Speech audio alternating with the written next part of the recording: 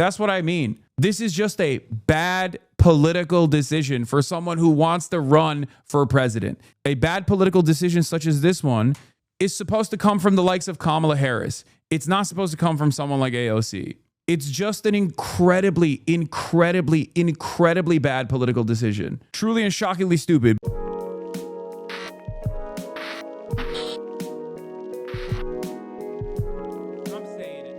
Did you catch AOC lying on social media about her vote on Green's Israel funding amendment? She said she voted yes, but the record shows she voted no. I don't know how she's tried to defend herself on this, but it's an indefensible proposition for someone like AOC. For someone of AOC's status as like a leader, is supposed to be a leader of the left in this day and age, in this time and space, like there's no excuses. And I think like there are people from all different shapes, colors, from every other kind of background. I'm not even talking, like there are people, like Maddie Iglesias wrote an article today, I think, talking about how like Israel doesn't need our funds. Okay? I'm sorry. You can't get outflanked by Maddie fucking Iglesias if you're AOC.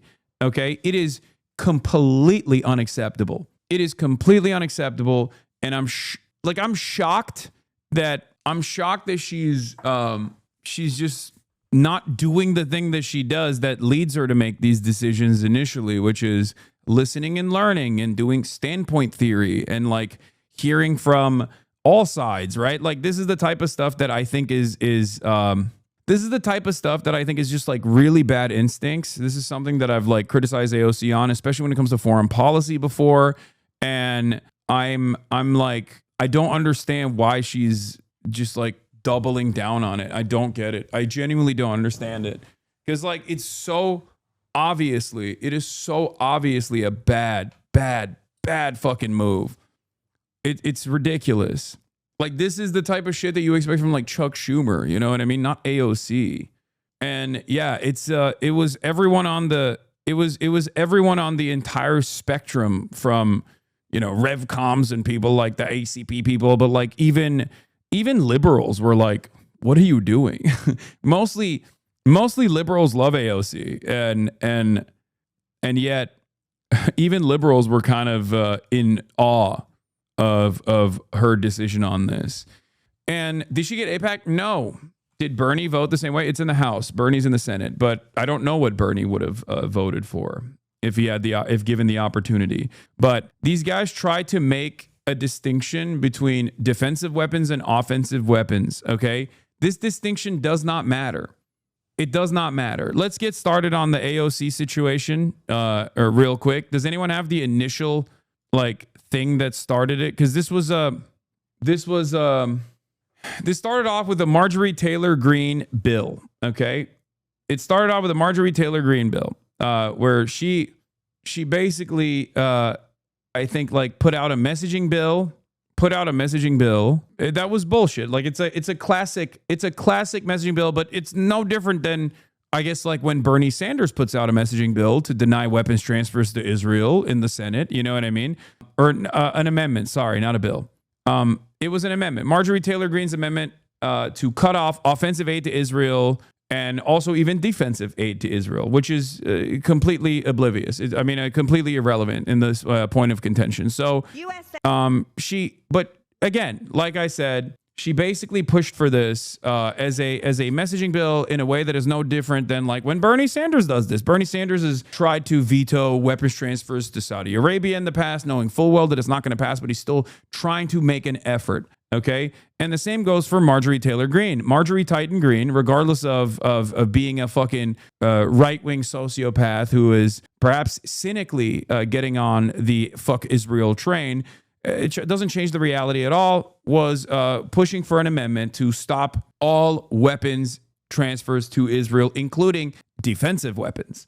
This distinction does not matter ultimately because as we know, Israel uses the defensive shield that it has to be as belligerent as possible while it conducts its genocide and continues to bomb other countries, including but not limited to fucking Syria now, as a matter of fact. As you know, Syria is in a state of turmoil at this moment. And so like the idea that like Israel, oh, this is just a defensive, this is our ally, and we're giving them defensive weapons is like, yeah, okay, that doesn't mean anything unless you're going to be a real one and say, if you were to turn around and advocate for Israel while it's in the process of doing a genocide, to say that like, well, they need anti-aircraft systems and they need our consistent, unlimited support so they can be as belligerent as they want without any repercussions whatsoever, then you have to say that about every country. You know what I mean? Why don't we give Hamas an Iron Dome then? It's literally protecting the civilians. I think they deserve it much more than Israel does, as a matter of fact. Israel's gotten it for years and years. Why don't we give Russia some anti-air defense systems then? You know what I mean? Like, what do you mean? We're there. Do you think there's no civilians in Russia? You think there's no civilians in Gaza? All Gaza is pretty much all civilians. What are we talking about? Mostly children, as a matter of fact. So unless you advocate to give like, anti-aircraft weapons to Nazi Germany while it was conducting the Holocaust and doing World War II, because there were civilians in the territories that we were bombing, and we must, Nazi Germany has a right to defend itself, you can't make this fucking argument about Israel. It's ridiculous. It was completely ridiculous. Okay. So let's get started on this here. Members of Congress speak on the House floor. Marjorie Taylor Greene and AOC's response and all that. Israel is a nuclear-armed nation, and they're less than $400 billion in debt. They are quite a thriving and successful nation. Their economy is strong. They're doing a great job for their people. However, the United States, the American citizens, are $37 trillion in debt. Yet we're continuing to send hundreds of billions of dollars in foreign aid constantly to foreign countries. This has to end at some point. Our problems here at home for Americans and the American taxpayer that are paying for all of this have gotten too large. And I also want to point out that Israel bombed a Catholic church in Gaza, and that an entire population is being wiped out as they continue their aggressive war in. I'm sorry, under no circumstances are you allowed to be outflanked on an issue of morality that like the overwhelming majority of the American public can see by Marjorie Titan fucking Greene of all people. This is a ginormous failure of the Democratic Party. This is not even a question. This should be a moment for the Democrats to, in unison, advocate for this exact same thing that Marjorie Taylor Greene is saying, so that Marjorie Taylor Greene looks like an outsider who's a hanger-oner on this issue, okay? What are we doing here? Even from a cynical, cold, calculated framework, if you're just interested in the politics of it all, if you're just interested in winning, okay, the idea that you would allow someone like this fucking psychopath to actually be the voice of moral clarity in American Congress is insane to me, okay? Obviously, we make different calculations here. We obviously consider this from the perspective of the humanity of the Palestinians that are being ruthlessly fucking slaughtered here, okay, by the apartheid state of Israel. It's completely unacceptable. It is completely inappropriate. It is such a disastrous failure of epic proportions that the Democrats are allowing the Marjorie Taylor Greenes of the world and the Tucker Carlsons of the world to basically be the thought leaders on an issue that 80% of the public is on board with. Okay? This is ridiculous. This is completely ridiculous. That's it. The Diddy-crats have did it again. Okay? It makes no sense. It would be like if the Democrats were looking at the Epstein file saga and turning around and being like, let's not release them, actually. Trump is good on this issue, okay? It would be like that. You know, you have broad, unified support for serving justice to those who were involved with Jeffrey Epstein. And if the Democrats were just like coming out and being like, actually, nothing to see here. Haha, don't even do it. Don't even look at it. Look the other way, please. It blows my mind how bad the Democratic Party is. Oh my God. Not gonna lie, thought you would defend her. What are you talking about? There have been plenty of instances where I've actually criticized AOC, specifically on this stuff. I am a fair assessor, okay? I grade politicians on a curve. I grade them as I match them up with what my expectations are of them, and my expectations are sound and reasonable. My expectations are not insane. I'm not demanding AOC do something above and beyond. I'm demanding that she does the fucking bare minimum. But then also, I guess on top of that, be a thought leader, be a leader in this party, especially at a time when we know for a fact that the majority of Jews in New York, for example, voted for Zohran Mamdani over Andrew Cuomo. Zohran Mamdani was uncompromising in his anti-Israel position. As a matter of fact, he said he was going to arrest Benjamin Netanyahu. Okay? What are we doing? The proof is in the fucking pudding. At this point, any politician that has their ear to the ground, that refuses to recognize how much this calculation has changed, is not doing it because they're oblivious. They're doing it because they want the conversation to shift. They are trying to lead people back into a pro-Israel position. That's it. That's it. Gaza. Now, we are heartfelt about the October 7th tragedy, that when people were killed, innocent people were killed. However, at some point, the United States needs to recognize that Israel is a strong country. They are nuclear armed, and they are capable of defeating their own enemies. It's right to stop funding this. It is unexpected. I will say it is unexpected. I know everyone will say AOC, I told you so, AOCIA, blah, blah, blah, blah, blah. Listen to me, okay? Many people who say that are completely oblivious to her past voting record, okay? There have been instances where she has voted consistently to like defend Israel and stuff like that, which is, again, a non-starter for many, for every congressperson pretty much. But today is different. Okay, we are 2 years into a genocide, and the attitude has changed. The attitude and the opinion, the public opinion has changed. Okay, it's unacceptable. It is unacceptable after 2 years to still stand in defense of Israel, to say, oh, there's a difference between defensive weapons and offensive weapons. There is no difference. Very mad at AOC. I think people are misunderstanding this amendment vote, though. It's not selling out or being an agent or anything like that. It's likely a cynical attempt to fend off attacks in the future statewide, nationwide elections. Bizarre and out-of-touch risk aversion.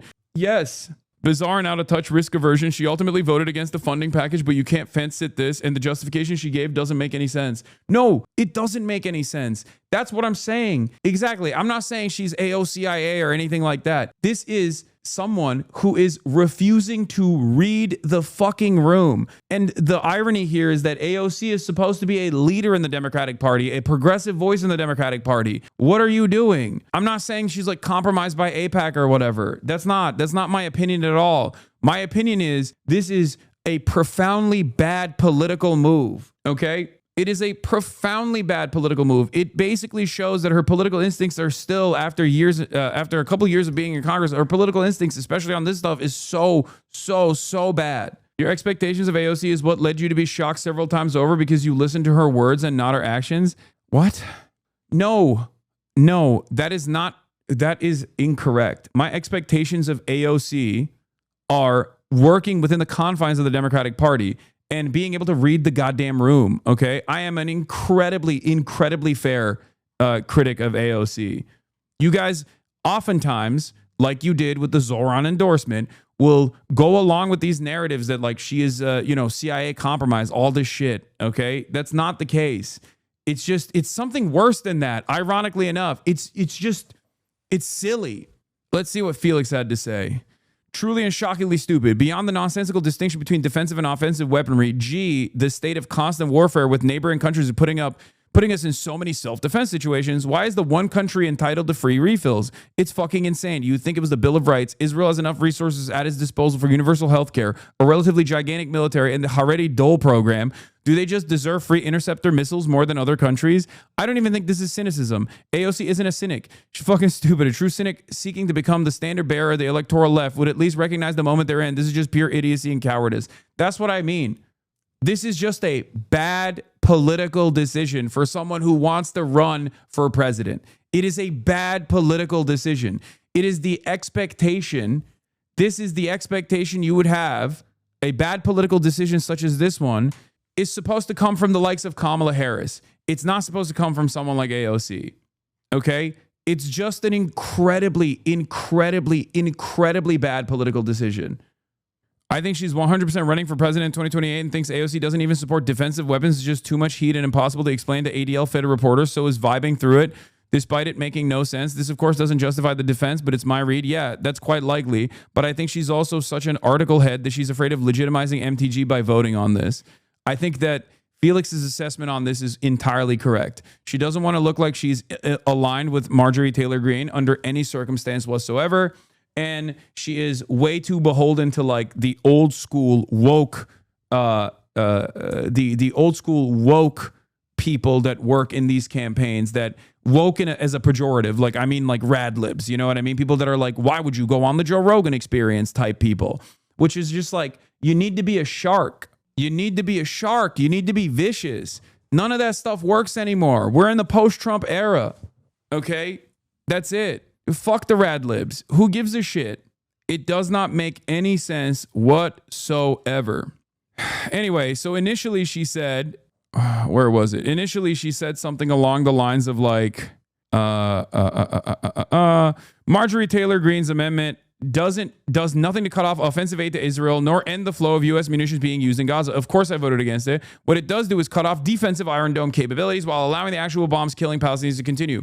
I have long stated that I do not believe that adding the death count of the innocent victims of the war is constructive to its end. That is a simple and clear difference of opinion that has long been established. This is a bullshit, an incredibly cowardly way to fucking defend this decision, by the way. It would have been better off if she just said like I don't like Marjorie Taylor Greene and it's a cynical messaging bill or something. Even then it would have been cowardly for her to not vote for it. But it is ridiculous to say, oh, it's defensive weapons. What do you mean defensive weapons? Who gives a shit? What are we talking about? Everyone at this point, especially someone like AOC, should be aware that Israel gets to fucking literally do as much violence as possible because they know full well that we're always going to be footing the bill on the defensive side, okay?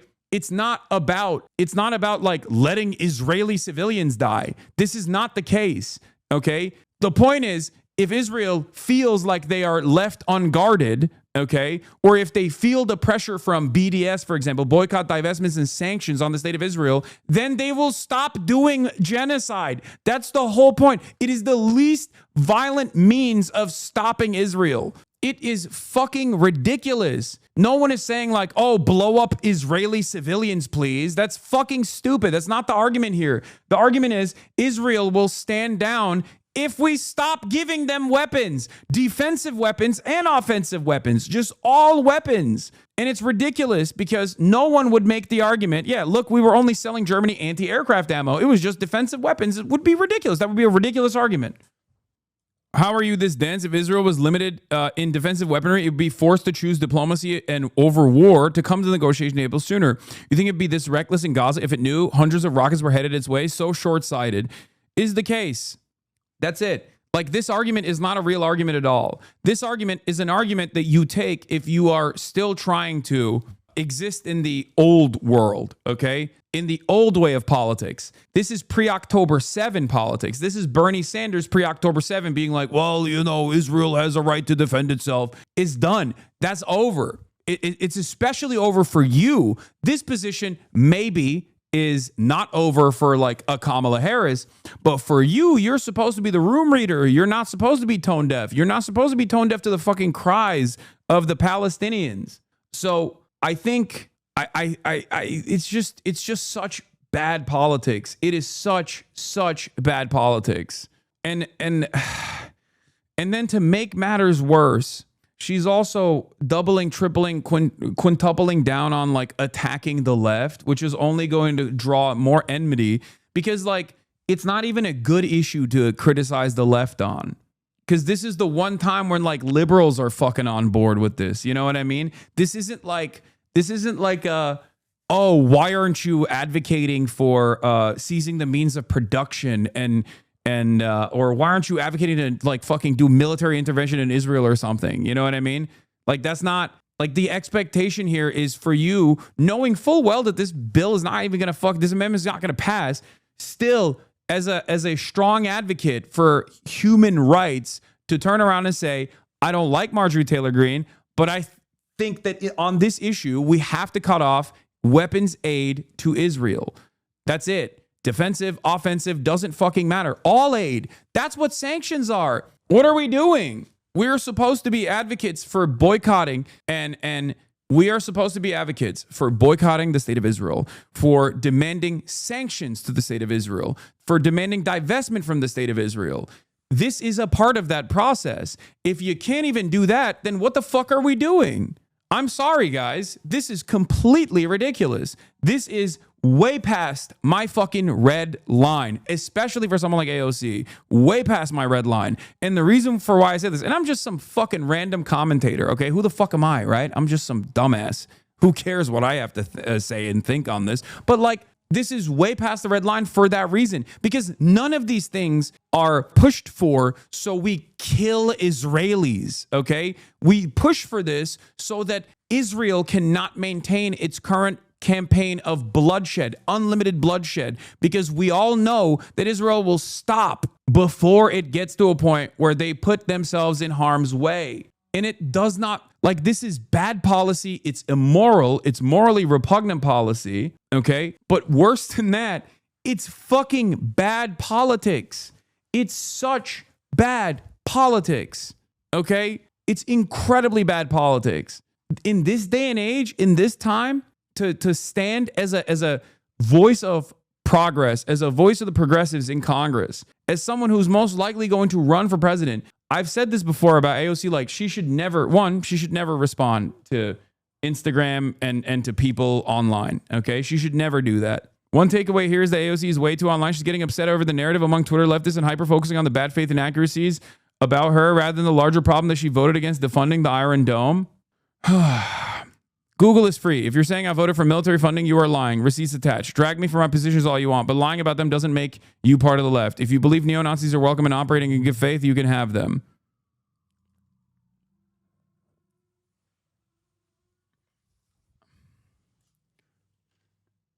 This, by the way, is the overall package, but she voted against the amendment.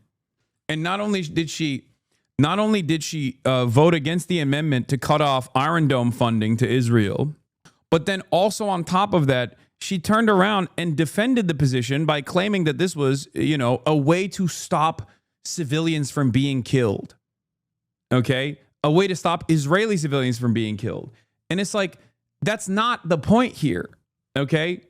That's not the point at all. And also, on top of that, she's throwing her closest allies in Congress under the bus. If you believe neo-Nazis are welcome and operate in good faith, you can have them. Rashida Tlaib and Ilhan Omar and Summer Lee voted for this. Is Rashida Tlaib, Ilhan Omar, and Summer Lee saying, like, we love neo-Nazis? That doesn't make any sense. That doesn't make any sense. And Al Green, too. Al Green as well. Is Al Green on board with neo-Nazis? No. Why is Al Green, a long-standing, old Democrat, old school Democrat, why is Al Green on board with this amendment, but AOC is not? It is completely unacceptable. Okay? Every single person in the Progressive Caucus should be on board with this. Greg Kazar should be on board with this. Every single person in the Progressive Caucus, including AOC, should be on board with this. This is completely unacceptable. Okay? This is not a single issue thing, okay? Not that it matters. It's a fucking genocide. So obviously being single issue on the genocide is perfectly fine. But this is this is yet another instance where it's both bad policy and bad politics, okay? It's good policy to cut off weapons transfers to Israel entirely, okay? That is the only way that Israel will be forced to stop. It's good politics to be anti-Israel in this day and age. Not only is it moral, but it's also good politics because that's what people want. It is a way to communicate earnesty. That's why cynical actors like Marjorie Taylor Greene take advantage of the lack of interest in the Democrats here and make themselves look like leaders in this movement. I think they're not entirely wrong that the pulse of the country is not yet at the remove defensive system stage. They will get there eventually, but this stupid fence sitting makes no one happy. No, that's ridiculous. There's a way to communicate this. Okay, there is a way to communicate this. You're wrong. Okay, I think Marjorie Taylor Greene is unironically closer to the fucking pulse of the average person than AOC is on this issue. It is shocking to say. You are wrong. Americans don't want fucking any aid going to Israel. What are we talking about? It's gone. It's done. Anyone that doesn't read the writing on the wall here is basically still operating on the old guard way of thinking. And you're exactly the same type of person who most likely looked at the Zoran stuff and was like, well, Zoran has to take a wishy-washy position on Israel because he wants to win. He wants to win. It's like, no, that's different. That's a different time and place in politics. We have moved beyond. We are in an entirely different space. The zeitgeist has shifted. Think about how much even a little bit of hope, a crumb of hope, can change political discourse in this country. Post Zoran, think about how every single person has recalculated. You got like the Andrew Schultzes of the world being like the Democratic Socialists are the only America First party. Like, think about that. How did that happen? How? How did that happen? How did we get to a position where the Democratic Socialists are seen as like the saviors of the Democratic Party by broad Democrat Party voters and the base of support? The Deborahs, the Barbaras, all of these people have decided that saying fuck Israel does not matter. And now MAGA is dominating the fuck Israel tip. It's crazy. With AOC's recent vote, this is worth consideration. Will clocked it too. Given AOC's most recent statements, I now fully believe Bernie Sanders and AOC purposely ducked the full interview they told us on they give him. I don't buy that they were running behind on schedule or whatever. I never did. I think they used him. Will clocked it too. That situation was weird. I was willing to give the benefit of the doubt, but come on, this is no shade to Hasan, and I could be wrong. But my instinct from that whole interaction was that they used him for his audience and never planned on giving him the push, giving him time to push him on anything. I don't think that's the case. But I mean, look, it's, you know, I haven't had them on since then, so who knows? No, they had a speech. I don't think it's the case for this particular situation. I will continue to try to have them on. Anyway, she bailed on you at the DNC. Don't fall for this shit. No, that's not the case. Yeah, Bernie's private messages on Israel was also fucking terrible too. I didn't get a chance to talk about it either, but I mean, look, Andrew Cuomo, here's with audio, okay? Andrew Cuomo is at a Hampton synagogue talking about how he lost because Jews voted for Zoran. Was a shock to me. Hold on, I gotta pee. I never saw it coming, frankly, and I lost, and it's embarrassing to lose. And it hurts to lose. And the way it happened was even worse because all the polls had me up 15 points. And all the geniuses say, you know, you're up 15 points, you want to play it safe, and he was nowhere on the radar screen, Mamdani. Just nowhere on the radar screen. So we played it safe. I didn't engage him. I didn't debunk him enough. I wasn't aggressive enough, which is really ironic because all my life I'm too aggressive, I'm too combative, I'm too tough. And then on election day, there was an historic turnout that nobody has ever seen anything like it. There was an explosion of the under 30 vote. Under 30 white socialists who voted 3, 4, 5 times what anyone had ever seen. And that totally changed the numbers. There were about 100,000 young under 30 who had never voted before. I lost by 100,000 votes, 400,000 to 500,000. The young people who came out, they were socialists and they were pro-Palestinian. And I would wager that in that primary, more than 50% of the Jewish people voted for Mamdani. Yep. This is the first time anyone has even recognized that Zoran won the Jewish vote in the most Jewish city after Tel Aviv.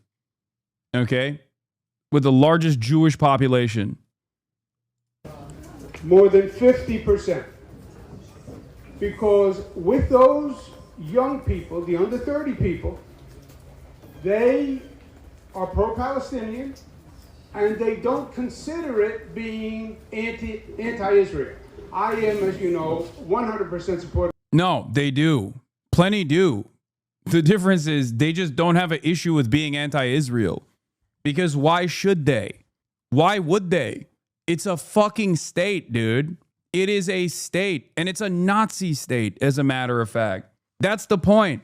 No, we maybe in the first couple of months after October 7, there were a lot of people who were like, oh, I just, I'm not anti-Israel, but also I think, maybe Israel is doing some war crimes. But we've pushed past that point at this juncture. We are so far behind. Like, especially depending on who you're talking to. What if this genocide thing is all in your head, though? Great question. Don't think Trump or the UK like genocides or killing babies seem unlikely. Maybe you're just mistaken. Yeah, no, totally. Trump hates genocides. You're right. My moral compass is Donald Trump. If Donald Trump doesn't think this is a genocide, then it must not be. Thank you. Or the UK, which is even funnier. They do love child murder, first of all. They love it. Our entire countries were designed around it. 13 colonies for the UK, America, indigenous genocide. We did it. The difference is we did it hundreds of years ago, whereas Israel's doing it right now in broad daylight, in real time, and you can watch it unfold. And you can talk to the people who are literally victims of it. There's a horrible counter argument, chatter. Anyway, welcome back to the internet. Don't you miss the break? No. I mean, I expected this. I expected to be here. I expected to come back. I think I'm dealing with the ridiculous reactions coming from people much better. It's not the end of the world. It's not the end of the planet. I'm happy to be back. I love my job. I am the most fortunate person on the planet in terms of being able to communicate my perspective to tens of thousands of people every single day. And that's it. I'm happy. I'm glad that I took a break, though. It definitely helped. Of Israel, I went out and I spoke to that. I spoke to that everywhere. That's my tradition. It was my father before me. I was the most aggressive governor in the United States on behalf of Israel. I was the first against BDS. We did a number of trade missions back and forth. We have the largest Jewish population outside of Israel, and I was proud to be the strongest advocate. But many, especially younger people, don't consider saying anti-Israel is different than being anti-Semitic. Being anti-Israel to them means anti-Bibi's policies. Okay. These guys are playing catch up, okay? This is the broad point, though. Yes, being anti-Israel means being anti-Benjamin Netanyahu's policies. That is definitely the most common attitude. We have a different opinion on this, okay, in this community, and it is important for you to understand that you are still at the cutting edge of this discourse, and people will inevitably arrive at your position, but it does not matter if you want to understand what people's actual attitude is. Yes, there are a lot of people who are fuck Israel, but when they say like, oh, I don't like Israel, I don't like what Israel's doing, they don't have like a real theoretical or real like fully fleshed out ideological disagreement with Zionism being like a fascist ideology. That's not. You have that opinion because you watch me. You have that opinion because you have done at least some level of reading into the matter. It's entirely separate from most people's opinion. Most people just go, why are we giving money to these guys? I don't like it. I don't get it. And also, yeah, this is a incredibly bloody affair. I don't want to be a part of this. And there are a lot more people now that certainly recognize that it's a genocide. Okay? So just understand that, like, you are at the bleeding edge of discourse. Most people's attitude on this is killing is bad. Killing children is wrong. I don't like to see dead children. I don't really like it. But my expectation from the likes of AOC, for example, is to read the room and see where the trajectory is for discourse and be ahead of it and be a leader that actually moves people in that direction, because that is beneficial for her in the long run anyway, because people will remember that AOC was in the front lines on this issue. Okay. And the fact that she's not there on this is crazy to me, especially at a time like this, when you can say, I'm against the principle, I'm against Israel, I'm against what they're doing, and then and not get punished for it. anti-Israel government policies. And they are. And they are. And they were highly motivated, and they came out to vote. And that totally distorted what was expected. And in many ways, it was a national wave that has been building. This socialist wave in the Democratic Party, this AOC, Bernie Sanders going across the country, the No Kings, brought out hundreds of thousands of young people at rallies all across the country, basically fueled by anti-Trump.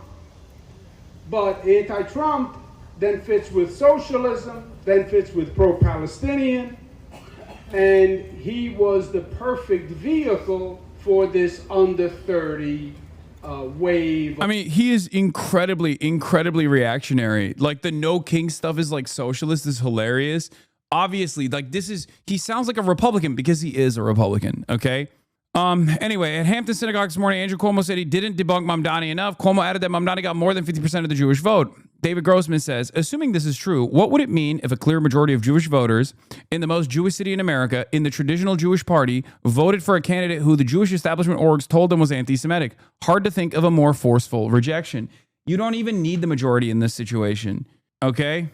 Even if you got like 40% or 30% of the Jewish vote, that's still incredibly, that is an incredible, that is a incredible debunking of the fucking narrative that like the Jewish orgs that are invested primarily in defending Israel unconditionally in this time and in this day and age have any sort of real motion amongst the Jewish voter base in the Democratic Party, which remember, the Democratic Party, 75-25 votes. The Jewish vote goes 75-25 historically to the Democratic Party. Okay, that's it. So when we talk about the Democrats being 80-20 on giving weapons to Israel or recognizing the genocide that Israel is doing, we're talking about a whole lot of Jews too. Okay, that's it. 75% of Jews historically vote for the Democratic Party, regardless. During the primary, I was careful to say what polling showed, that Cuomo had 30% of the Jewish vote and Mamdani had 20%. For Cuomo to claim he lost the outright majority is a pretty huge shift. It speaks to what has been happening gradually over the last decade, now accelerated by Gaza, that Cuomo could even claim this speaks to a Jewish vote that has broken dramatically with institutional Judaism, with Israel as a clear fault line. I mean, dude, look at this community. We have a fuck ton of Jews in this community, okay? There is a generational split here. I've been saying this since October 7. Okay, there is a generational split, and it's not different for Jews either. Okay, that's it. That's it. This is not about Judaism. No matter how hard Israel and Israel defenders try to claim that this is all about protecting and preserving Judaism, Israel is the only way to preserve and protect Jews all around the world. That's a lie. Okay, no matter how much people wish cast that into oblivion, it is very clear that young Jews, just like everyone else, have seen the death and the destruction and have made up their own minds. And they're like, I don't want this to be a part of my identity. It's perfectly understandable to not want to be associated with a fucking neo-Nazi enterprise like the State of Israel. That's it. It's crazy.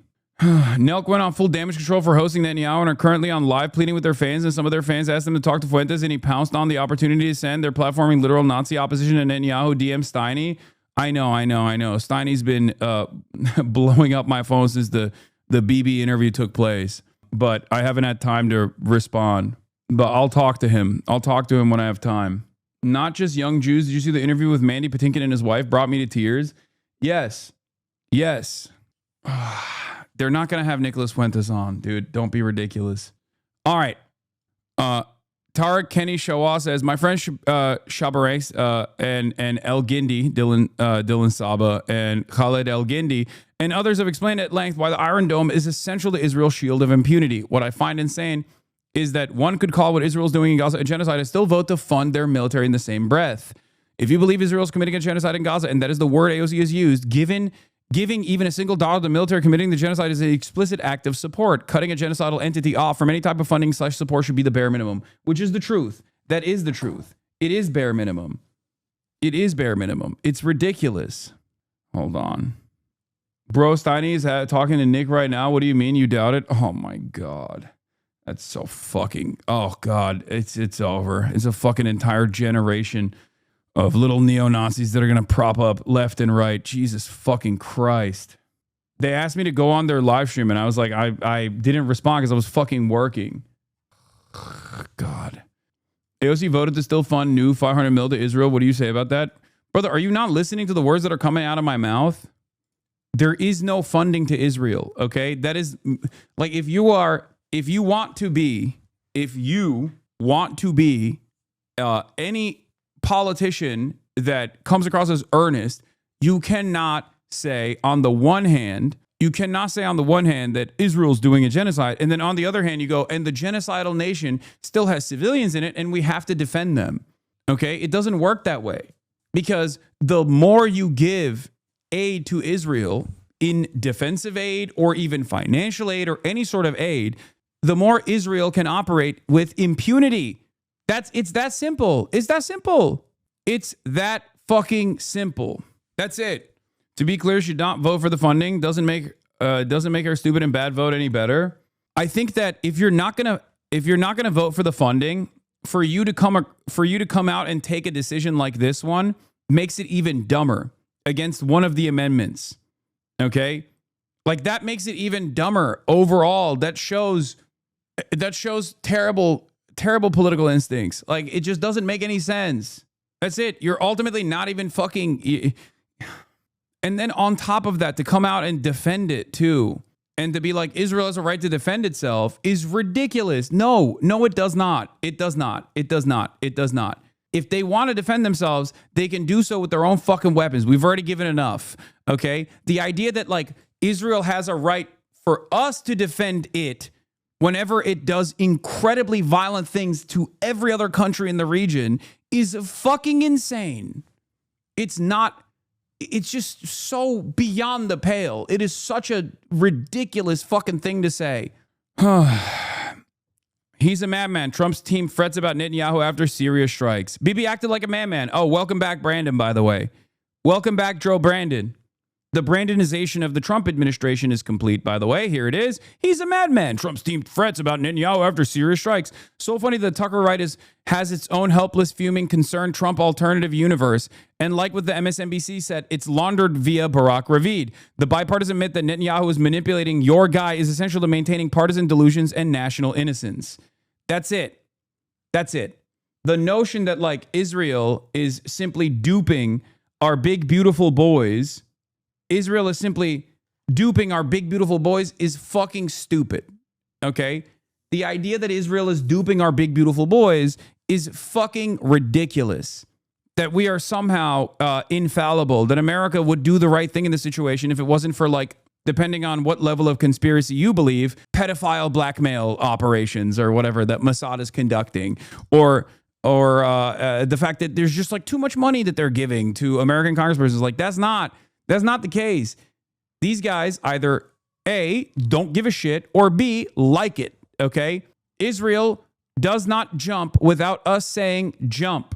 Israel says how high when we say jump. Now, over the course of the past couple of decades, post 9/11, I would say that Israel has slowly but surely taken up more space in the decision-making process, okay? But it's ultimately still our attack dog. That does not change the dynamic even one bit, because these decisions, these, like, messaging bills matter for that reason. Because if we were to shut off Israel's weapons, it's over. Tomorrow, they're the most peaceful nation on the fucking planet. Do you understand? That's it. That's it. White House Press Secretary Caroline Leavitt says President Trump was caught off guard by the Israeli bombings in Syria and on the church in Gaza and spoke to Netanyahu in both cases and asked him to rectify things. Fucking bullshit. Oh, man. Oh, dude. The Brandonization is complete.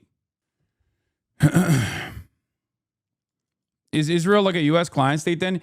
Israel is an extension of the United States. Israel is more than a client state. It's basically just a state. But having said that, Israel has slowly but surely, especially accelerated under the Biden administration and continued under the Trump administration, or I would say it accelerated under the Trump administration Trump 1, has taken the driver's seat and is now leading American Middle Eastern policy, as opposed to simply being a vessel or a vehicle for America's interests in the region. Okay? In the past, it was a U.S. proxy, and slowly but surely, because of its importance, bad take, cutting off weapons is not going to stop their bloodlust. They will easily turn on someone else and continue by their own means. Peace is not in their vocabulary. That's not true. This is the most idiotic argument of all time. If that was the case, Israel wouldn't spend billions of dollars manufacturing consent in American media and also through all of these like groups, all of these like advocacy groups. You're out of your mind. You are delusional. America has supplied Israel 70% of all defensive and offensive weapons used since October 7 have been supplied by the United States of America. Without us, Israel would not be able to do anything. Okay? You are deluding yourself. There is no one else Israel could go to.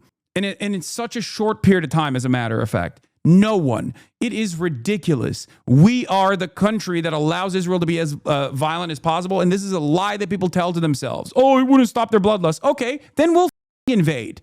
Okay? Because I've explained this a million times over. First, it starts with boycott, divestments, and sanctions. Okay? Let's say America says, we're stopping offensive weapons transfers to Israel. You have to stop. Israel says, we're not going to stop. All of a sudden, they don't have enough weapons. How are they going to continue? But let's say they still have enough in their stockpile, and they continue doing this after we said stop. Then come the sanctions, economic sanctions that Israel would choke the Israeli economy without constant American aid, without constant American intervention in the Israeli market. It's over, right? And let's say they still continue. They say, no, we have so much bloodlust. Okay? We have to kill more Palestinians. It doesn't matter. We'll kill ourselves. Okay. Once the full crippling sanctions come in and they still don't stop, then you invade. It's that simple. Okay? The first step in this process is boycotts, divestments, and sanctions. It's that simple. What happened? I don't know what took place. It was a weird graphical glitch. Purple screen. Okay. Regardless. Listen to my words. Okay. Listen to my words. It never has to get to that point anyway. Hold on. I'm tracking the errors as well. I hope you guys understand. This is the reality. Reagan called Israeli Prime Minister Benjamin. No, I know. That part doesn't even matter. Yes, in the past, America has also, even Joe Biden has actually stopped Israel's bloodlust in the past. It's ridiculous to say that this is not the same dynamic still doesn't exist. Joe Biden in 2001 stopped Israel's siege with one phone call. Okay? With one phone call. That's all it took. Anyone who acts as though Israel can continue this genocide without American and Western support is deluded, is lying to themselves. Okay? You are lying to yourselves. I don't know why, but it's just not the truth. Oh, 2021. Sorry, did I say 2001? Joe Biden stopped Israel's siege in 2021 with one phone call. That's all it took. Ronald Reagan did the same. George H.W. Bush did the same. That's all it takes. That's all it takes. The idea that we are so powerless, we're so utterly powerless in the face of Israel is ridiculous. Israel is the ultimate American client state. Their entire military apparatus and government are relying on the United States. No other major country except maybe Egypt is that relying on the U.S. in the same way. Israel's a proxy, except we barely even bother to do oversight on that proxy anymore. People often mistake that for capture of the U.S. government. It's beyond that. Okay? It's not just that Israel is a client state or a proxy that we no longer barely do oversight over. We have never really done oversight over, and Israel has at times actually greatly overstepped its boundaries, like USS Liberty, for example. But the reason why we kind of allow that is because of the importance that Israel holds for American interests in the region, whether it's a Cold War ally that we desperately need to make sure that we squash and stamp out any sort of like pan-Arabic nationalism that might actually manifest itself in the region that could turn into, dare I say, socialist policies and allegiance to the USSR. These were all incredibly important historical reasons as to why we have allowed Israel to overstep and do things that no other country, no other client state would be allowed to do. Now it's different. After years and years and years of propaganda and advocacy groups taking root in American society, Israel's gotten far too comfortable. Israel also now is directly in the driver's seat, okay? Instead of the American State Department telling Israel, like, it's okay if you do a little bit of violence here, but, you know, cut it out now. Israel is now in the driver's seat. Israel is basically post 9/11 telling America, this is what you need to do. And America's going, yep, that's right. That's what we're going to do. What is this? You covered it well. How many countries support Israel? They could avoid the sanctions by receiving a sub from other countries so they no longer see the ads and continue the... Okay, dude. Jesus Christ. Please explain this thought process. Financially supporting groups that topple Assad in Syria, bomb Syria because it's helping Hezbollah, Iran, topple Assad after 10 plus year struggle and war, appoint a Western puppet president that will do our bidding, still, question mark, still bomb Syria. Yes. That's what I mean. Israel is up the bag for America. Like them doing this again. Oh, it glitched again. Okay. It's guys, the IRL toolkit servers are eating. They're getting pummeled. Okay. The IRL toolkit servers are getting pummeled. This is the best possible option that we have at our disposal currently. In any case, hold on. Interestingly, no audio loss at all. Okay, where was I? Yeah, the idea that like America has no control over Israel is completely ridiculous. It is a lie that people tell themselves. It is a lie that people tell others for some weird reason. Not sure exactly why people tell this lie.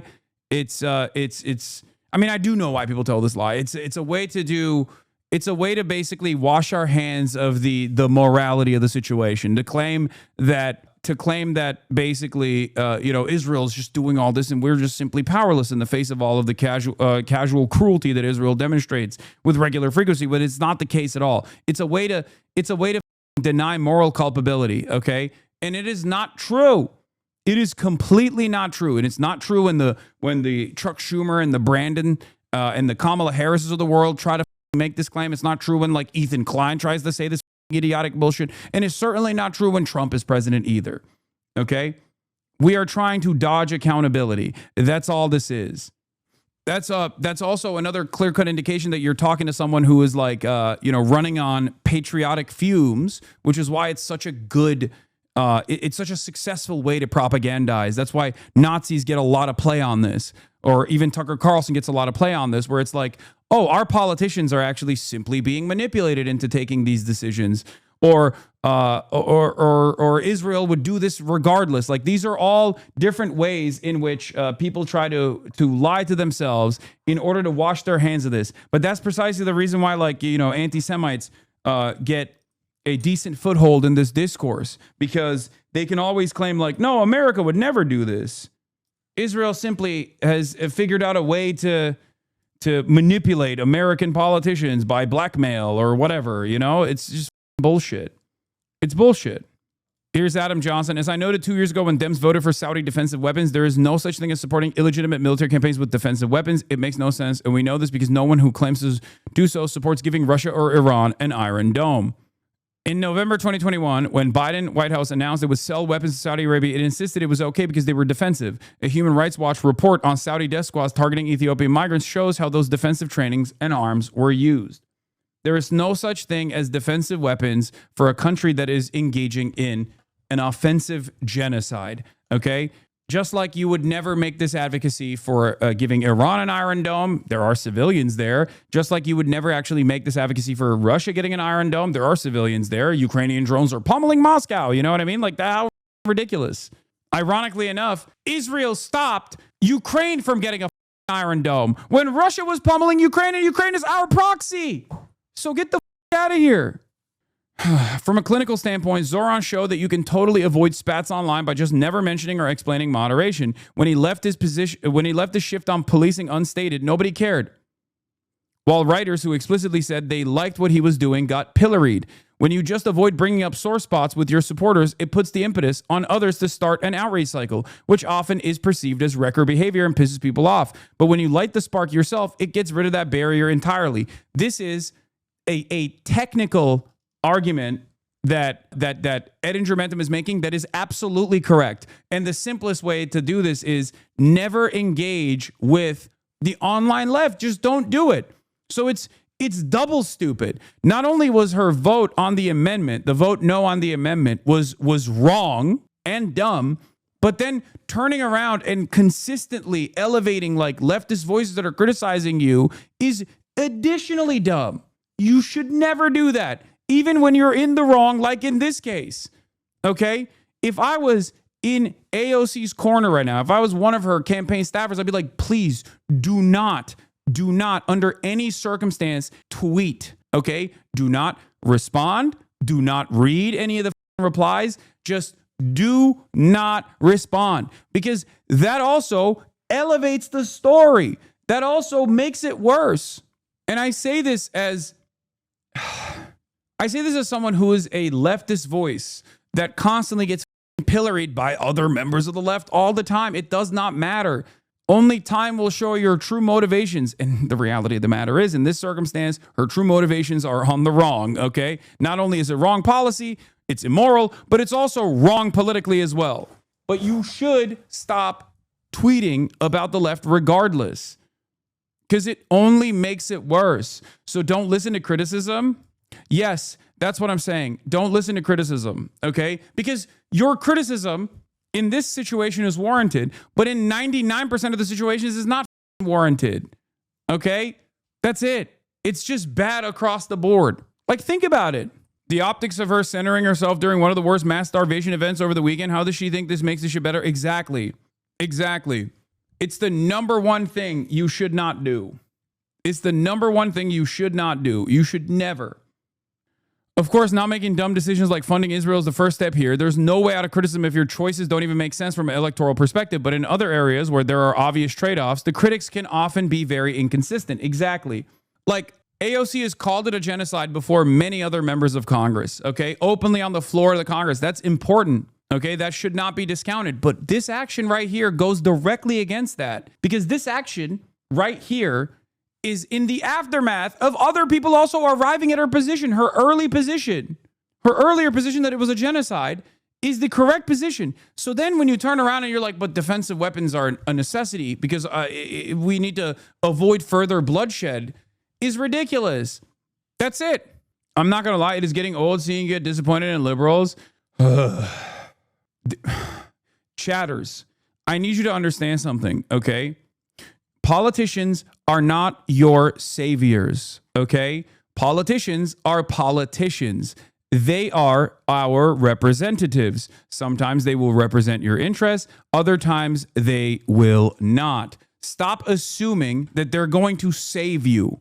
Okay, they're not going to save you. That's the difference between you and I, is that I see them as a weapon to wield. Okay, I don't see them as my salvation. I don't see them as the solution to these problems. I simply see them in an incredibly pragmatic way. Okay, I see them as a potential thought leader that can reach out to a much broader audience and get them to also arrive at the position of truth, especially when it comes to Israel conducting a genocide. Okay, that's the difference. A lot of you, for some weird reason, think that like AOC is going to be your savior. You think that she is going to be 100% on board with every single thing that you believe. Some of you also think that for Zoran Mamdani, for example. I don't, and I love Zoran. I think Zoran is great. Okay, Zoran is a 33-year-old Muslim socialist who is an avowed anti-Zionist, okay? I have never felt as closely represented in American politics until this man. And even then, I understand that there are limitations, okay? I understand that there are going to be moments where I'm at odds with him, where I disagree with him. Use politicians as a jump-off point to organize. Use politicians to create networks of pressure, okay? That's it.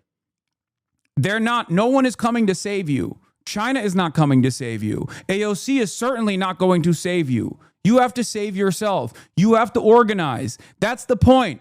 I understand this reality. Many of you don't. That's the problem. That's why you get into this stan culture behavior where you feel like your favorite K-pop star is dating someone that you disagree with. And you're like, oh, I can't believe she would betray me like this. This is not a betrayal. Okay, it's only a betrayal if you thought that AOC was like your champion. Okay, this is not a betrayal. This is a stupid decision, both politically and on the policy side. It is an immoral decision. Okay, do you understand? Mevlevi Maoist, this is insanely rich coming from you. You couldn't even tag her on Twitter. Little bro, save us from this act. You're still doing this, okay? I have the largest platform on the left, you dumb. What the fuck are you talking about? Oh, you couldn't even tag her on Twitter. You think tagging AOC on Twitter is more impactful than what I'm doing right now? What are you, stupid? This is your problem. You think everything is like Twitter likes and Twitter back and forths or some shit. There is an arena filled to the brim with DSA members in this chat right now. What the fuck do you mean? She exhibited this behavior for a while. You haven't called it out? Yes, I have. You just are stupid and your calculation is not the correct one, okay? There are red lines that you cannot cross. This is one of them. She has crossed it. Aren't you adding insult to injury by commenting on this? How do you expect her not to respond? Because she's a politician, okay? She's a politician. Of course, as a political commentator, when a politician, whether I like them or not, whether I am in contact or not with them, when they do something like this, I'm obviously going to respond. I'm obviously going to criticize them. They are, once again, they are not perfect saviors, okay? Anyway, also, I have criticized AOC many times, especially when it comes to foreign policy related things. She crossed it in 2021. Don't be an easy mark. She voted for Iron Dome. See, this is what I mean, okay? Do you think voting for the Iron Dome funding in 2021 is the same as voting for the Iron Dome funding? Morally speaking, it is the same. I totally understand. But when you're thinking about it from a political perspective as a politician, do you think it's the same environment that we're in? In 2021, when she voted for Iron Dome funding, Israel's favorability in the eyes of the American public, morally, yes, it's the same. I don't care about context. Yeah, well, then you don't have to have this conversation. Because I'm on your side. I have the same perspective, okay? But we're having a totally separate conversation here, okay? You need to bracket this off as policy and politics, okay? Morality in this circumstance is irrelevant, okay? We all already know that this is a totally repulsive and immoral act. Everyone is in agreement on this. Do you understand? You have a direct line to AOC holder to the fire. Democrats just have to vote for the kill baby bombs. It's monstrous of her to be like, this is a genocidal state, but I want to fund it. At least other members of Congress say it's not a genocide and AIPAC money. AOC doing it for the love of the game. Yes. Anyway, saying morally it is the same, yes, I don't care about context, means that you shouldn't even be a part of this conversation anyway. And I don't mean that to like silence you. I'm saying that like, you're right. Morally, you're correct. But we're not having a conversation about morals. We're talking about politicians and what they seek to do. Okay, because this is already immoral. It was immoral in 2021, but now it's not only immoral, but it's also a stupid mistake. It is literally a additionally stupid thing to do, both on the policy front and also on the political front. Do you understand? This is extra. This is extra bad. So when I go back to the 2021 dynamic, when I talk about that, I'm not saying that was a good decision back then or that was a moral decision back then. The moral calculus is still the same. However, now she has no reason to make this decision. That's it. So you're arguing against something. You're arguing on an issue that we are not at odds on. Do you get it? It's basically like when people yell at me when during the election cycle, I talk about like I will talk about. Hold on, I'm gonna talk to the Nelk boys during the election cycle. I'll talk about like. During the election cycle, I'll sometimes talk about, what politicians are doing politically. I'll talk about policy. I'll talk about politics. I'll talk about electability. And people will be like, why do you care about electability? It's like, I'm a political commentator. It is my job to explain why something is either moral or immoral in terms of like the behavior that politicians are engaging in. It is also my job to explain to you if it's good policy or if it's good politics. Okay, these are the three dynamics that you have to take into consideration. That's it. It's my job. I'm supposed to analyze these things, and that's precisely what I'm doing. And some of you have already given up on elections in general, okay? And that's fine. I totally understand why you would be in this like deep, dark, nihilistic cesspit from all of the consistent advocacy that you've engaged in and the lack of response from your politicians that you voted for that has caused you to feel this way, okay? But if you're already saying like it's a bourgeois election, it's a bourgeois democracy, it's not real, it only represents the interests of capital, it only represents empire, then this is not a conversation that you have to. This is not a conversation that you have to be a part of, where you're like, well, I told you so. Like, it's like, yeah, I know that. You're telling someone who understands where you're coming from. Okay. Hold on. 1 second. Why is chat moving slow? 40K viewers? Real question. Because I'm botted. No, I'm kidding. Okay, hold on. I got to start the virtual camera real quick. Hello? Hello, hello, hello. Can you hear me? Yeah, we're gonna. Hasan Reactions is one of the best ones in the React channel.